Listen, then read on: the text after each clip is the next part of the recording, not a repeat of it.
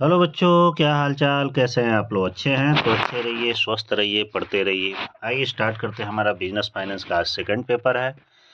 इसे स्टार्ट करने से पहले अपने फ्रेंडों में जरूर शेयर कर दीजिएगा और आप भी पढ़ लीजिएगा और एक दो बार जरूर रिवीजन कर लीजिएगा ताकि पेपर में कुछ हेल्प मिल जाए। आइए स्टार्ट करते हैं। सबसे फर्स्ट हमारा क्वेश्चन दिया गया है कि वित्त का सबसे सस्ता स्रोत है। तो भाई वित्त का सबसे सस्ता स्रोत प्रतिधारिता है। जल्दी जल्दी हम पढ़ दे रहे हैं। क्वेश्चन हमारा 2 है कि लाभांश समायोजन विधि कार्यशील पूंजी की आवश्यकता प्रकट करती है। लाभांश जो समायोजन विधि है कार्यशील पूंजी की किस प्रकार की आवश्यकता पूरा करती है? तो ये रोकड़ प्रवाह विवरण बनाने के लिए पूरा करती है। अगला हमारा है क्वेश्चन, यहाँ से शुरू करते हैं। हाँ, 3 नंबर, सार्वजनिक जमा के क्या लाभ है? तो भाई सार्वजनिक जमा के लोचदार भी होता है, सुरक्षा भी होता है, सार्वजनिक हित के लिए भी होता है। उपरोक्त सभी ऑप्शन डी सही है। अगला है कार्यशील पूंजी की पर्याप्तता आवश्यक है। भाई कार्यशील पूंजी की आवश्यकता कब पड़ती है? ये भुगतान में तरलता के लिए, ऋण प्राप्ति में सुविधा के लिए, साख में वृद्धि के लिए। भाई सभी ऑप्शन सही है, ऑप्शन डी सही है।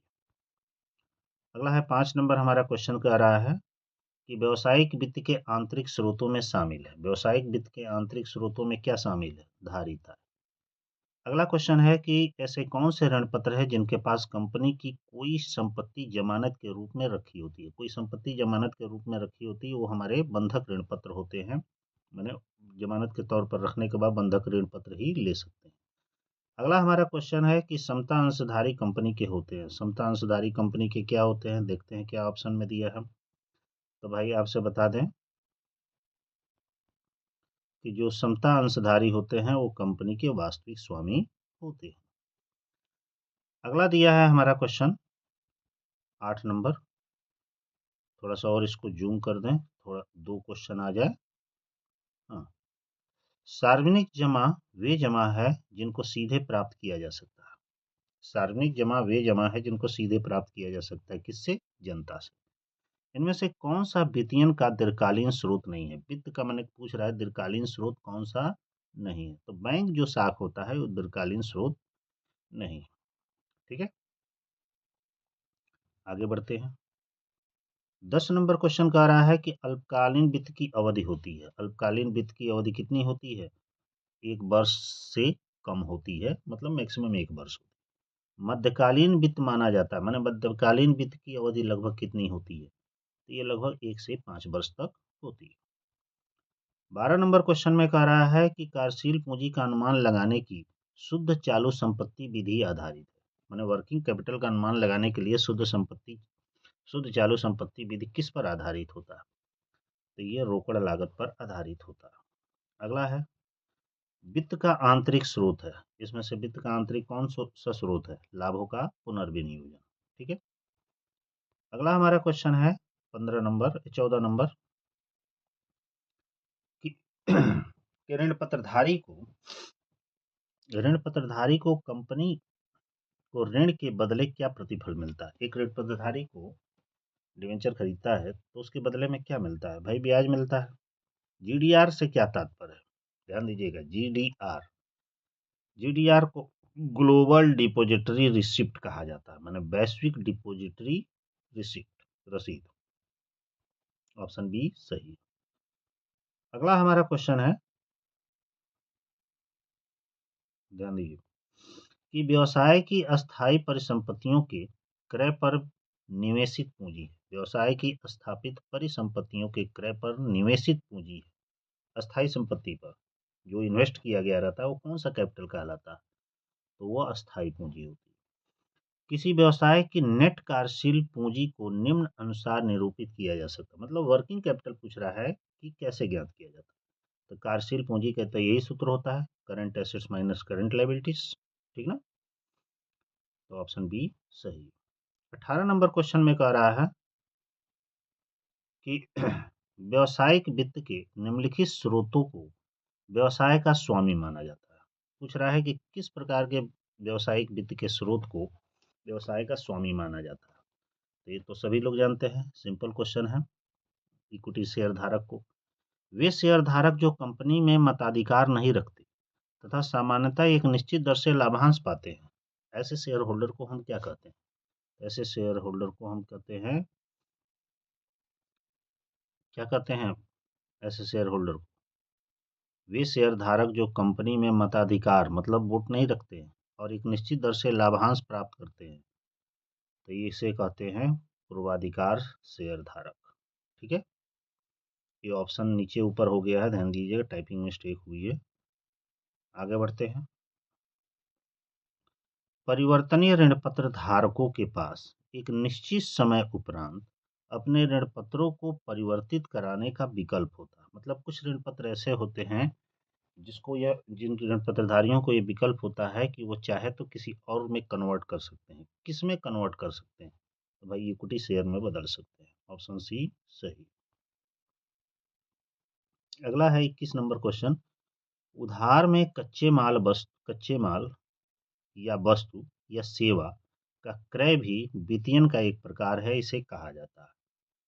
इसे क्या कहा जाता है? व्यापारिक साख। वित्त के कौन से स्रोत के प्रदायकर्ता कंपनी के स्वामी माने जाते हैं? माने किस तरह के वित्त के जो स्रोत जो लेता है तो कंपनी का स्वामी माना जाता है? तो ये अंश यदि वो लेता है तो कंपनी का स्वामी माना जाता है। 23 नंबर क्वेश्चन में कह रहा है कि मौसमी या परिवर्तनशील कार्यशील पूंजी की आवश्यकता पड़ती है। माने कार्यशील पूंजी की आवश्यकता भाई कब पड़ती है?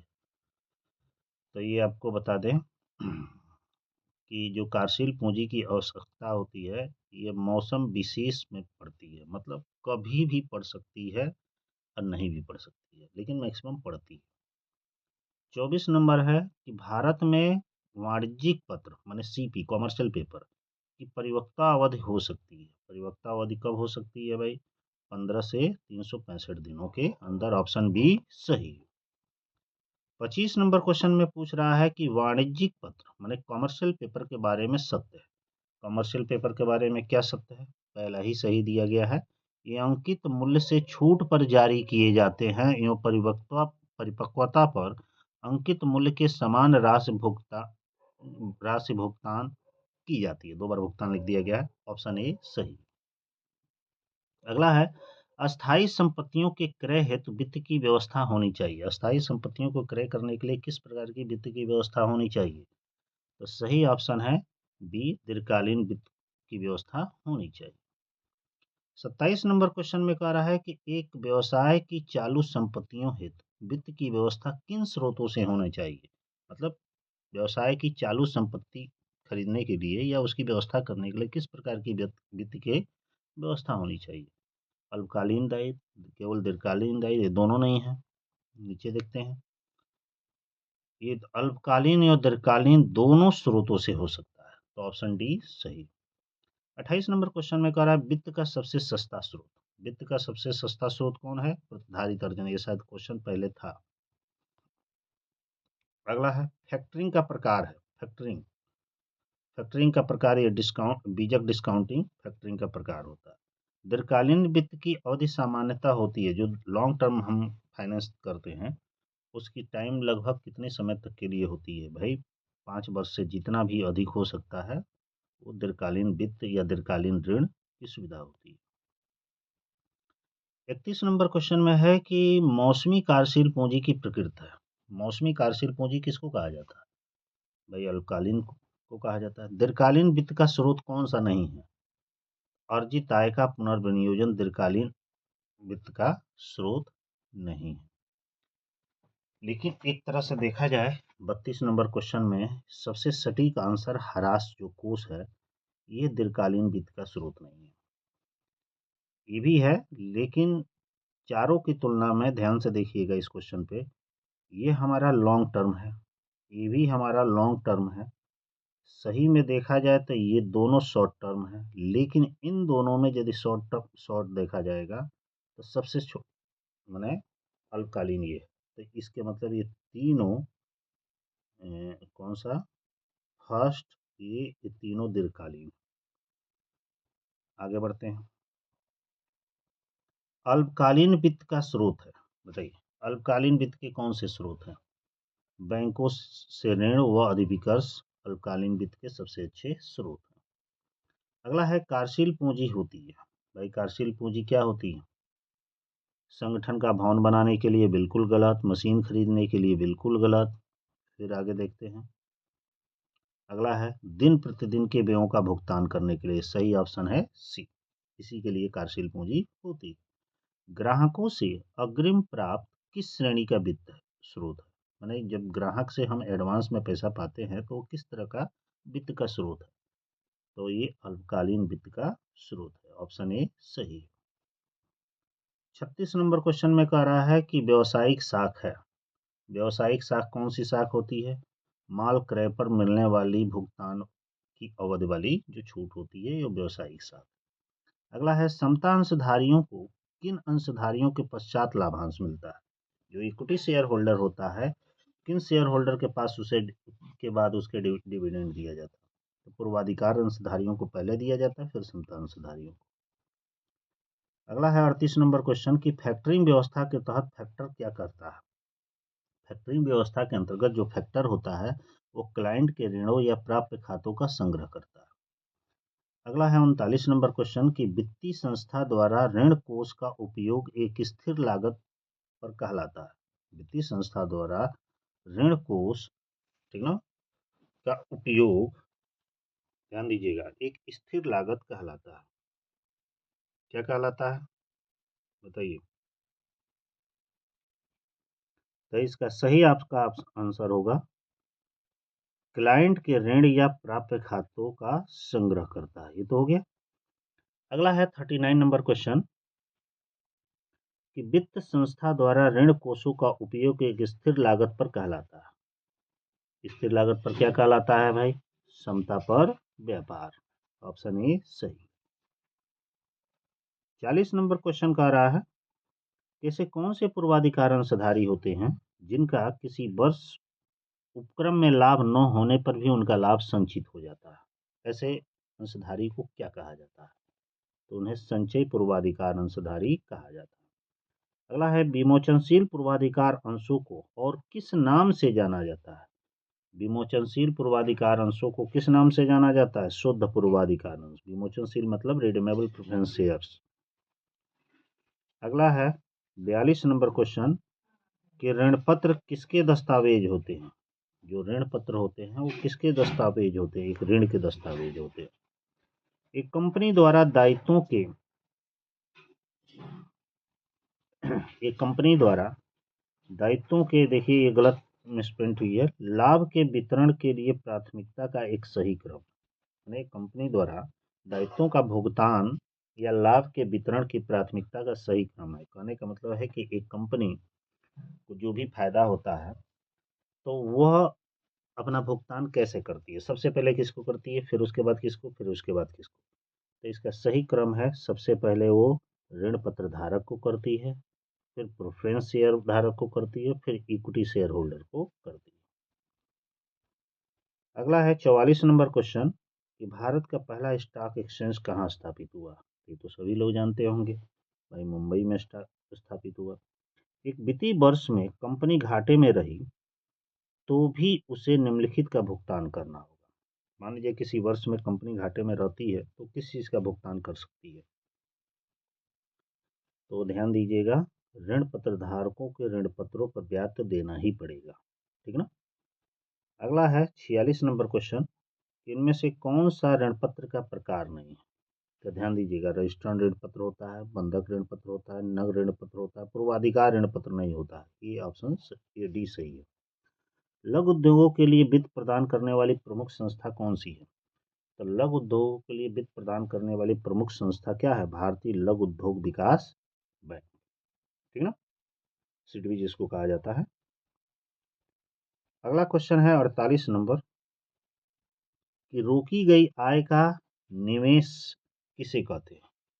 रोकी गई आय का निवेश किसे कहा जाता है? अर्जित आय का जो पुनर्विनियोजन होता है उसी को रोकी हुई आय का निवेश कहा जाता है।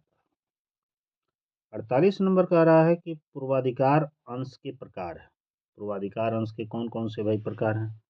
संचयी असंचयी पूर्वाधिकार अंश सही है, परिवर्तनीय और परिवर्तनीय भी होता है, संचयी पूर्वाधिकार अंश भी होता है, ये ऑप्शन डी सही है। अगला है जिन पूर्वाधिकार अंशों पर लाभांश का किसी वर्ष भुगतान नहीं किया गया है और अदत्त लाभांश भविष्य के वर्षों से जुड़ा रहता है तो उसे क्या कहा जाता है? भाई संचय पूर्वाधिकार अंश कहा जाता है। किसी वर्ष लाभांश नहीं मिला तो उसे अगले वर्ष मिल जाएगा। अगला है 51 नंबर क्वेश्चन कि देसी बैंकर का इनमें से अन्य नाम कौन सा नहीं है? तो सर्राफ देसी बैंकर होते हैं, चिट्टी भी होते हैं, साहूकार आड़तिया देसी बैंकर नहीं होते। अगला वाणिज्यिक पत्र कॉमर्शियल पेपर है। कॉमर्शियल पेपर किस प्रकार का पेपर है? एक आरक्षित वचन पत्र अनसिक्योर्ड प्रोमिसरी नोट होता है। ठीक है ना। 53 नंबर क्वेश्चन का रहा है कि ऋण पत्र, देखिएगा 85 वैसे है लेकिन कुछ क्वेश्चन एडिशनल भी मिल गए तो इसको भी ऐड कर दिया गया है तो इसे भी पढ़ लीजिएगा। 53 हमारा कह रहा है कि ऋण पत्र बढ़ने से कंपनी की और ऋण लेने की क्षमता पर क्या प्रभाव पड़ता है? तो भाई क्या होता है? घटती है। जो कंपनी जितना ही ऋण लेती है तो उसकी ऋण लेने की क्षमता उतनी ही कम हो जाती है। 54 नंबर क्वेश्चन है कि इनमें से कौन सा व्यापारिक ऋण का प्रकार है? इनमें से कौन व्यापारिक ऋण का प्रकार है? चालू उधार खाता, विनिमय पत्र का भुगतान, अधिविका सब ऋण के प्रकार है। ऑप्शन डी सही। 55 नंबर क्वेश्चन में कह रहा है कि ऐसे पूर्वाधिकार अंश जिन्हें एक निश्चित समय के पश्चात समता अंशों में परिवर्तन किया जा सकता है या परिवर्तन करने का विकल्प रहता है, तो ऐसे पूर्वाधिकार अंशों को क्या कहा जाता है? तो परिवर्तनीय पूर्वाधिकार अंश। ऑप्शन ए सही। अगला है कि सार्वजनिक जमा वित्त के स्रोत के रूप में, मतलब जो पब्लिक डिपॉजिट है ये वित्त के किस तरह के स्रोत के रूप में उपयोगी? तो यह बता दें आपको कि बी होगा, केवल अति प्रतिष्ठित कंपनियों के लिए उपयोगी होती है पब्लिक डिपॉजिट, सभी कंपनियों के लिए नहीं होती। 57 नंबर है अस्थाई कार्यशील पूंजी है। अस्थाई कार्यशील पूंजी क्या है? कच्चे माल का न्यूनतम स्टॉक भी है, मजदूरों का वेतन भी है, बैंक का न्यूनतम शेष भी है, उपरोक्त सभी। अगला है कि अत्यधिक कार्यशील पूंजी प्रमाण है। अत्यधिक कार्यशील पूंजी किस चीज का प्रमाण है भाई? निष्क्रिय कोषों का, क्योंकि जब अधिक वर्किंग कैपिटल हो जाएगा तो उसका फंड धीरे धीरे निष्क्रिय होता चला जाएगा। 59 नंबर क्वेश्चन दे रहा है कि वाणिज्यिक पत्र का अंकित मूल्य हो सकता है, कॉमर्शियल पेपर का जो फेस वैल्यू होता है वो कितना होता है? वो 5 लाख के गुणज में होता है। ऑप्शन बी सही है। कार्यशील पूंजी ज्ञात करने की रोकड़ पूर्वानुमान विधि आधारित है। वर्किंग कैपिटल ज्ञात करने की जो रोकड़ पूर्वानुमान विधि है वो किस पर आधारित होता है? वो रोकड़ बजट पर आधारित होता है। 61 नंबर क्वेश्चन में कह रहा है कि आरबीआई ने वाणिज्यिक पत्र के निर्गमन की स्वीकृति कब दी थी? वाणिज्यिक व्यापारिक पत्र की निर्गमन की स्वीकृति कब दी थी? तो ये 1989 में। 62 नंबर क्वेश्चन में कह रहा है कि एक व्यवसायी को उसके चालू खाते में जमा राशि में से एक निश्चित सीमा तक अधिक राशि आहरित करने की सुविधा बैंक द्वारा दी गई तो यह सुविधा कहलाती है। मतलब यह है कि जितना वो जमा बैंक में जब किया है उससे ज़्यादा निकालने की सुविधा दी जाती है तो उसे क्या कहते हैं? तो वैसे उसे बैंक ओवरड्राफ्ट कहा जाता है, बैंक अधिविकास।